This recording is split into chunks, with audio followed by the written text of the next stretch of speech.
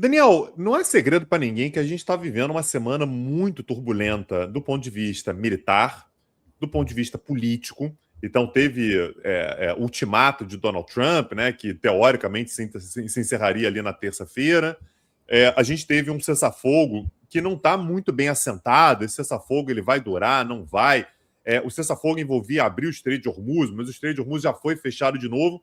E claro que, para além da dimensão política, da dimensão militar, da dimensão humana, nós temos consequências econômicas muito sérias, principalmente com relação ao preço do petróleo, que mexe com tudo. Né? Então, o preço do petróleo subindo ou descendo, ele mexe com toda a cadeia de produção, ele mexe com inflação, mexe com juros no mundo todo.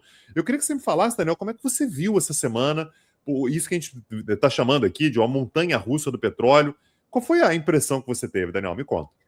Tanguy, a impressão que eu tive é que ninguém sabe exatamente onde o preço do petróleo vai parar. Por mais que você tente, de alguma forma, tatear o que está acontecendo, o nível de imprevisibilidade do ponto de vista geopolítico, o nível de imprevisibilidade do ponto de vista decisório dos principais líderes envolvidos nessa questão, acaba trazendo esse grau de incerteza muito significativo. Nós chegamos a ter nessa semana a oscilação do preço do petróleo em 2 dígitos, né, em termos percentuais, num único dia. Quer dizer, como é que você consegue fazer gestão da energia, gestão do petróleo, gestão de custos com uma oscilação desse tamanho? Tudo isso porque você, num determinado momento, tem uma ameaça do Donald Trump que vai destruir a civilização iraniana. No dia seguinte, não é bem assim, está tudo bem, chegamos a um cessar-fogo. Aí depois o Estreito de Hormuz, que era para estar aberto, está fechado de novo, porque existe ali um ataque de Israel no Líbano, que acabou não sendo incluído, pelo menos no primeiro momento, nesse cessar-fogo. É um nível de imprevisibilidade que vai trazendo impactos sobre a economia mundial muito relevantes. O próprio Fundo Monetário Internacional, o próprio Banco Mundial já trouxeram aí relatórios, reportes, destacando o impacto sobre o crescimento e sobre a inflação. Mas o que me parece importante é que qualquer tipo de tentativa de mensuração do impacto nesse momento é apenas um palpite, porque do ponto de vista prático, o impacto depende realmente da longevidade da crise e depende de como essa crise será contornada ou não, ou estabilizada num novo patamar, etc. Mas uma coisa que me parece certa, e isso a gente pode cravar aqui, o preço do barril de petróleo não retornará para o patamar que nós tínhamos em fevereiro, antes do início desse conflito. O preço do gás não retornará para o preço que nós tínhamos em fevereiro, antes desse conflito, por conta realmente dessa incapacidade física de fornecimento das mesmas quantidades que nós tínhamos lá atrás. O mundo vai sair diferente do ponto de vista energético dessa crise. Isso também é algo que eu acho que a gente pode cravar com tranquilidade. Existirá uma tendência mundial à substituição, ainda que parcial, da energia do Golfo Pérsico. Existirá uma tendência mundial a rever com mais carinho investimentos na questão da sustentabilidade e da transição energética. Existirá realmente uma reorganização das forças em termos internacionais, com países como a Rússia ganhando muito protagonismo, ganhando uma força que não tinham antes. Líbia, Argélia, países que têm ali gás natural para fornecer perto de mercados consumidores robustos, também despertando cada vez mais interesse. É uma reorganização super importante e incontornável. Agora, trazer previsões mais precisas do que vai acontecer, me parece nesse momento apenas um exercício retórico, sem necessariamente um compromisso com a realidade, por causa do alto grau de imprevisibilidade que os tomadores de decisão estão apresentando nesse momento. Uma coisa que eu acho importante, né, a gente notar como é que o referencial ele está completamente perdido nesse momento, né? Ninguém tem muita referência de para onde que o petróleo vai ficar, onde é que vai estabilizar, porque vai estabilizar, vai estabilizar aonde? E aí eu acho interessante, né, a gente olhar para os dois choques do petróleo anteriores, os mais clássicos, né? Tem gente que fala já de 3, 4 choques do petróleo, enfim, mas os dois mais clássicos, que são de 73 e o de 79, 80. Lá em 73, Daniel, o preço, o barril do petróleo era muito barato, né? A gente está falando ali de coisa de $2. E durante o primeiro choque do petróleo, ele vai para casa de 8. Eu sei que quando a gente fala $3, $8, você fala assim, meu Deus, mas realmente era muito barato. Claro que você tem que atualizar. Né? E ao longo desse período você tem uma inflação muito grande. Então, de fato, $8 à época, se você for atualizar, é um valor muito maior. E, em parte, a inflação ela se deu por causa do choque do petróleo.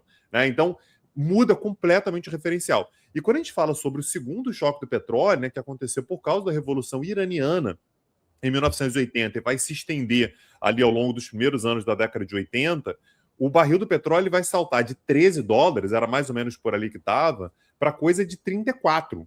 E aí, de novo, se você for atualizar né, o que é isso hoje, claro que é muito mais. Seria $34 seria o que hoje seria, sei lá, $120, né? Seria algo por aí.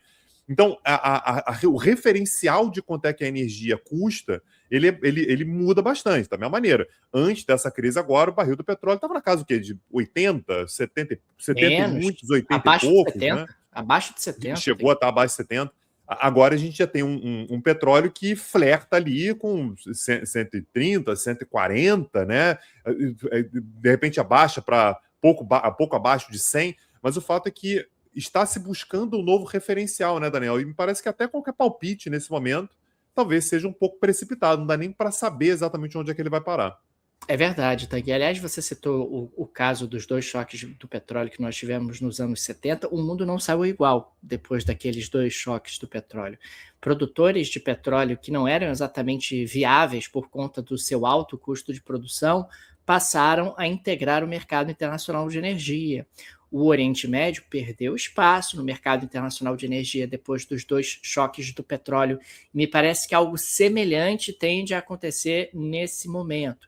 Aliás, naqueles 2 choques, nós tivemos o desenvolvimento de tecnologias alternativas. O próprio Brasil, né? O Brasil investiu pesadamente em hidrelétricas, justamente para que a eletricidade fosse a energia a mover a indústria brasileira, que antes era essencialmente movida a diesel. Você também teve o álcool, que é uma realidade no Brasil até hoje, a tecnologia do álcool como sendo um mecanismo para movimentar os automóveis. Enfim, existe sempre uma tendência à busca de substituição, porque o petróleo ele tem uma demanda muito pouco elástica no curto, quer dizer, uma demanda muito pouco sensível a variações no preço no curto prazo, mas no longo prazo não, porque no longo prazo você pode realizar investimentos e buscar alternativas e uma diversificação como forma de diminuir a sua dependência em relação a esse tipo de energia. E me parece que esse movimento será feito. Né, você pega mercados importantes, como é o caso da Europa, ou como é o caso de países asiáticos, Japão, China, etc. Essa galera vai se mexer, essa galera não vai ficar com a mesma dependência do Oriente Médio que tinha até meses atrás, por considerar justamente que é um nível de risco que não justifica, que não compensa. Agora, o impacto em curto prazo no crescimento e na inflação e com juros elevados é algo que é incontornável nesse momento. Agora, uma coisa que tem me chamado a atenção ao longo dos últimos dias, Daniel, é que o mercado está tão sem referencial que qualquer coisa oscila o preço muito para cima ou muito para baixo. Então, alguma declaração do Irã já é suficiente para que o petróleo bata 130, $140 o barril. Uma declaração mais agressiva de Donald Trump também faz o preço do petróleo explodir.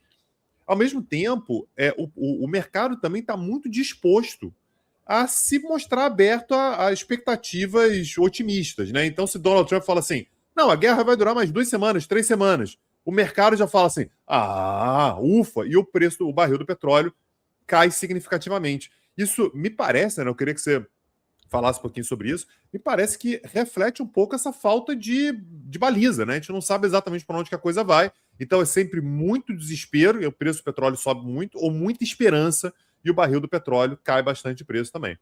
Você tem toda a razão, Tanguy. Aliás, isso conversa muito com o início do nosso episódio de hoje, onde nós temos tido essas oscilações muito significativas de um dia para o outro.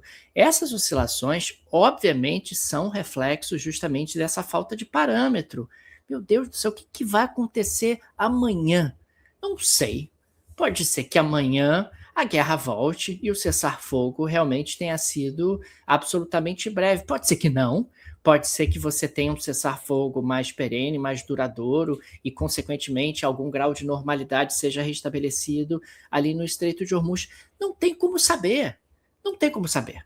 Você não tem nenhum tipo de parâmetro confiável para afirmar isso. Aliás, me parece que nem os agentes envolvidos conseguem cravar. O máximo que o Donald Trump consegue controlar são as declarações dele. Ele não consegue controlar as ações iranianas. E vice-versa. Os Nem iranianos israelense, conseguem. né? Nem israelenses. No presente momento, isso ficou muito evidente.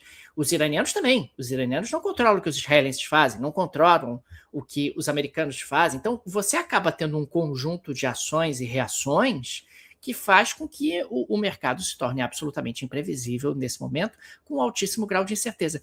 É por isso que o petróleo tem tido tanto destaque no noticiário e até no próprio Petit Jornal, porque é uma variável econômica super importante, e que cada dia é um capítulo completamente diferente em relação ao dia anterior. Poxa, de um dia para o outro mudou tudo, então a gente tem que atualizar essa mudança para tentar entender o que está acontecendo, para tentar, de alguma forma, projetar o futuro dentro do possível, mas o grau de imprevisibilidade e de incerteza que a gente está vivenciando é algo muito notável e é algo que desorganiza muito a economia, porque ninguém consegue tomar decisões de longo prazo, de investimento, de consumo, diante desse alto grau de incerteza.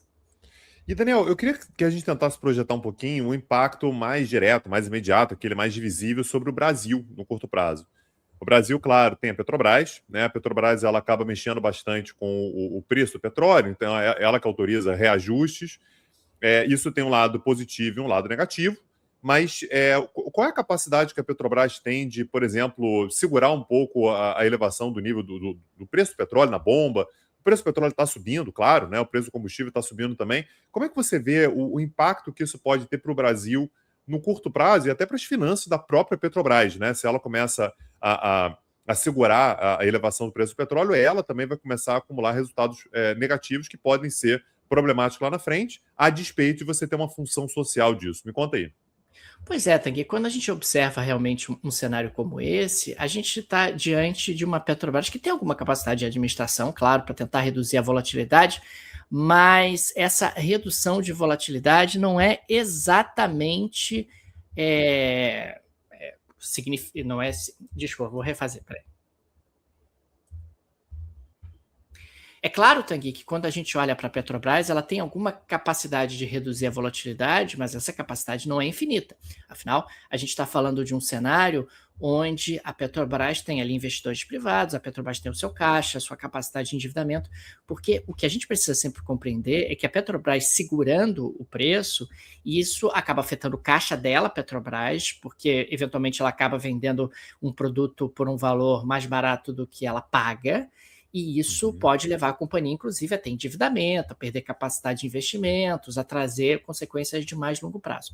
Portanto, ela tem alguma capacidade de fazer isso, mas não é uma capacidade tão grande assim.